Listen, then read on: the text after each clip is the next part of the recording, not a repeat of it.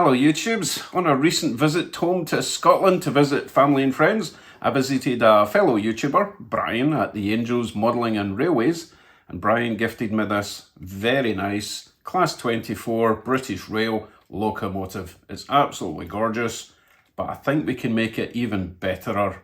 Today I'm going to install a DCC decoder into this beastie.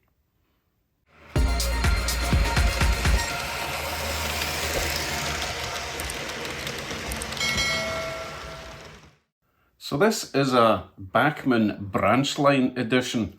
I think this is a little bit different from what we get in North America, but the detail is still amazing and it runs really super smooth. So let's get inside, see what we have to do to turn this DC Loco into a DCC Loco.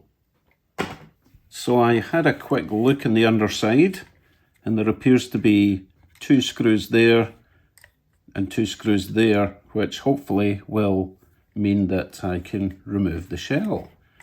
Let's find out. Now, I would normally use my big foamy cradle thing, but these handrails stick out and they're quite delicate, and I just know that I would break them off if I forced them in there, so I'm not going to do that. I'm just going to do it by hand and be nice and gentle.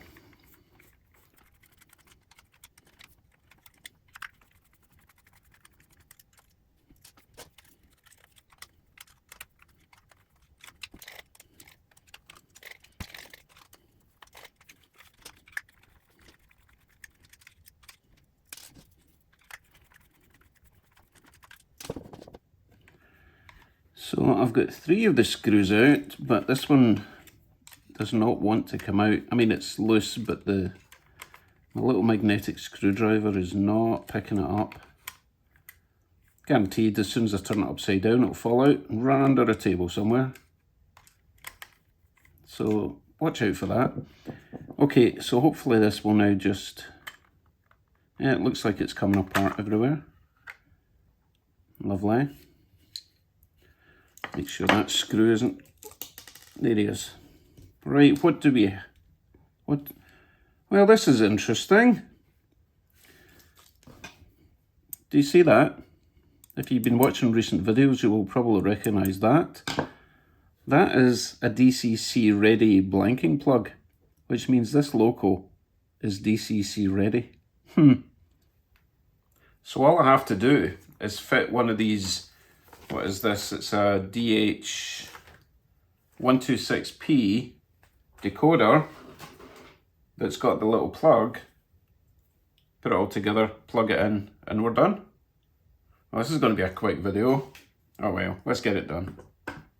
So, I just need to remove this.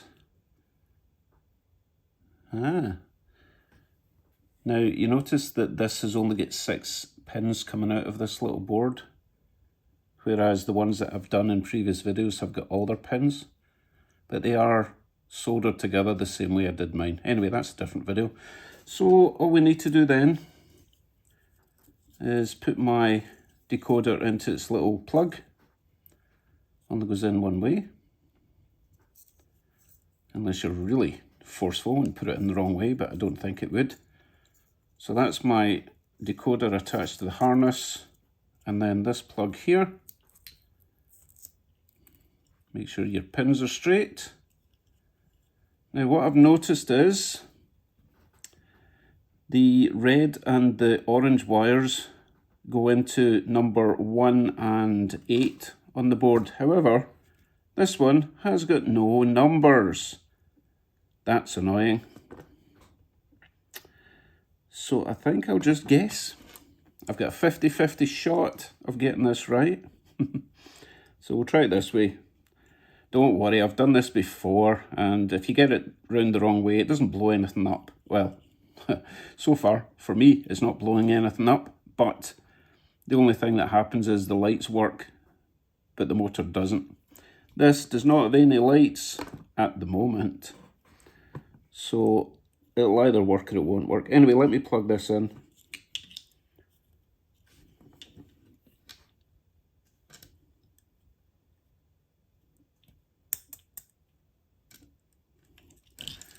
I don't want to force this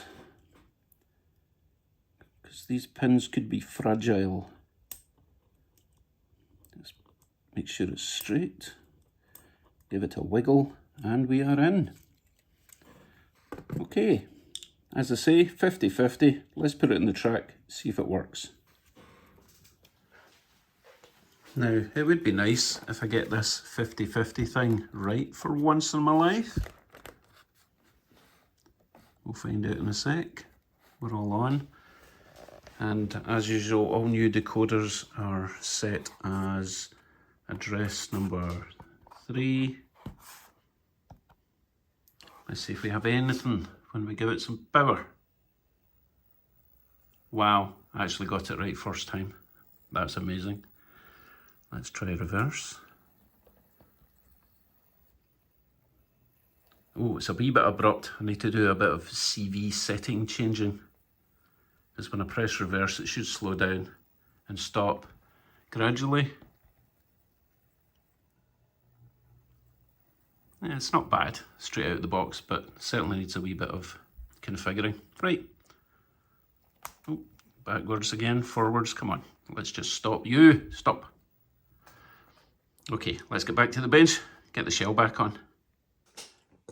Now, although this is DCC ready, obviously, it doesn't seem to have the outputs for the lights.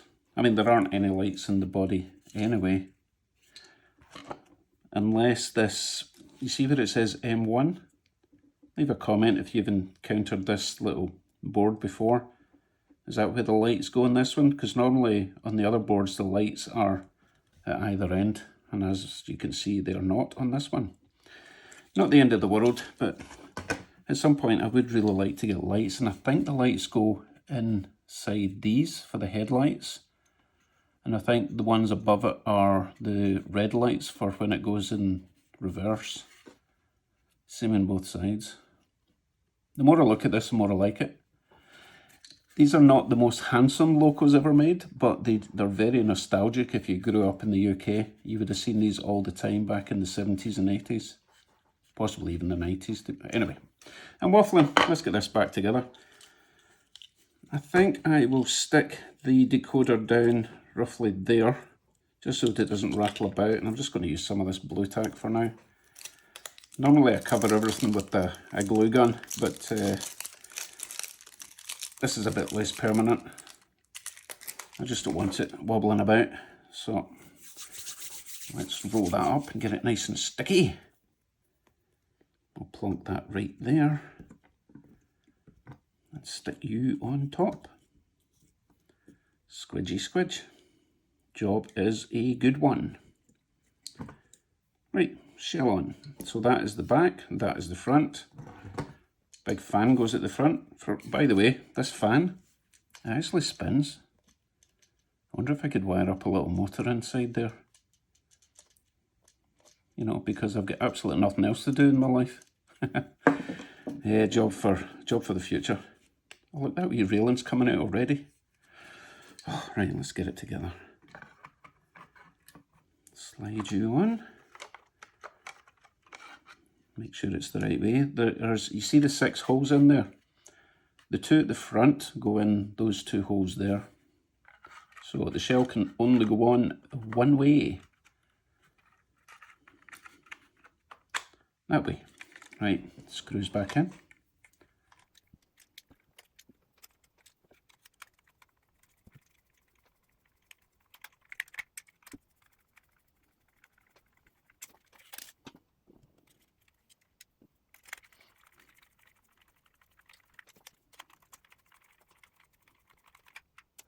And we're done. I didn't put these in mega tight because it's just metal screws going into plastic. You know, you really don't want to over tighten these because once they lose the thread, it's gone forever.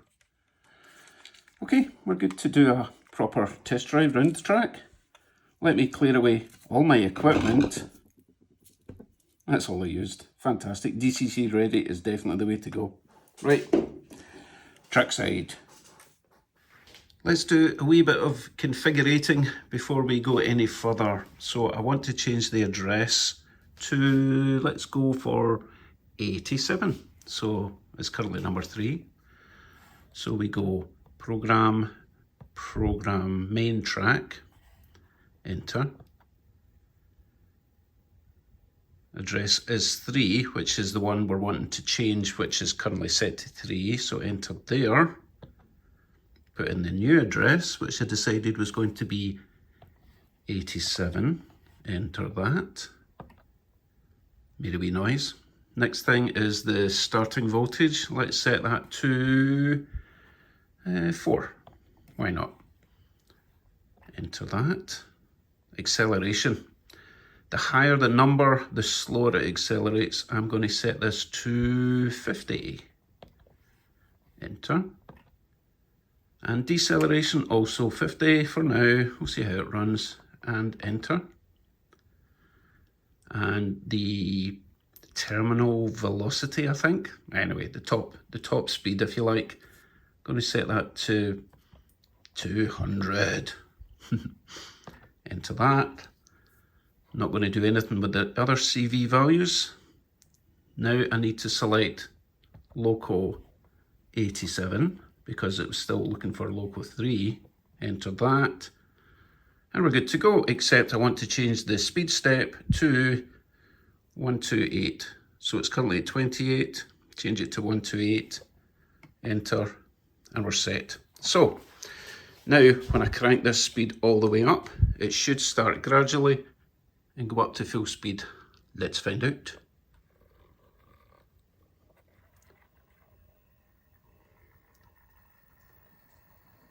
Oh, that's perfect actually. I think I got it spot on first time, which makes a change.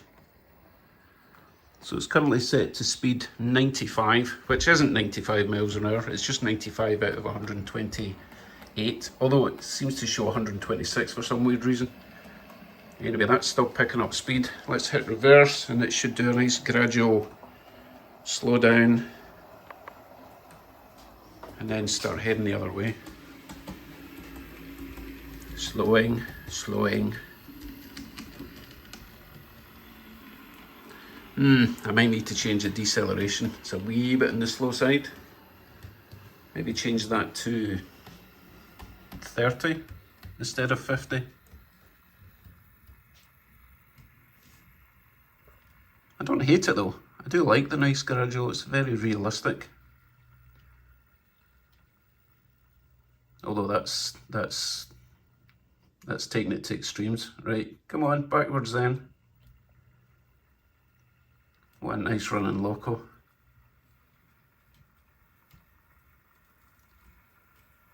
Excellent. Right, I'll see you when you get back way over there.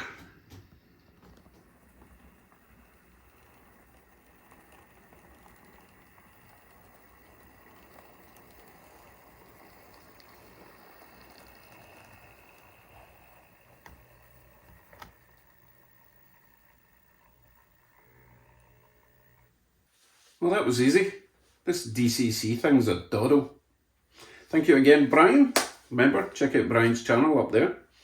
And time for a victory lap, I suppose. Now, Brian did give me about 5 little 00 gauge goods wagons. I can't decide if I'm going to hook them up or the passenger coaches, just to give it a proper test around the track. But I did that the last time. I don't know. I may have caught the British rail bug. So I might be on the lookout for 00 scale items at the next train show, which is January the 14th. Not that I'm counting every moment of every day. Anyway, thanks for watching. See you tomorrow. Bye for now.